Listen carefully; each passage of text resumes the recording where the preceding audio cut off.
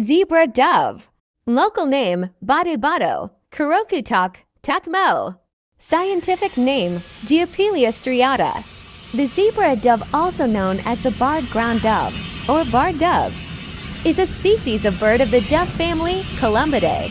Native to Southeast Asia, a common bird to open areas.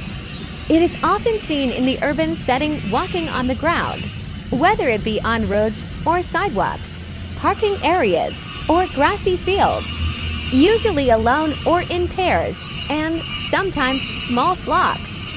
They are small birds with a long tail, predominantly brownish-gray in color with black and white barring.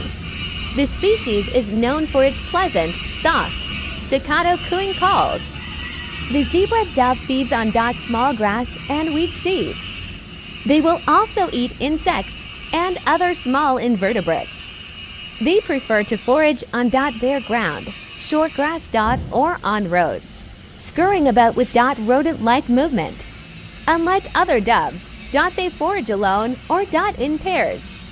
Their coloration camouflages them well when on the ground. Locally called Bato-bato, Kurokutok, Tukmo.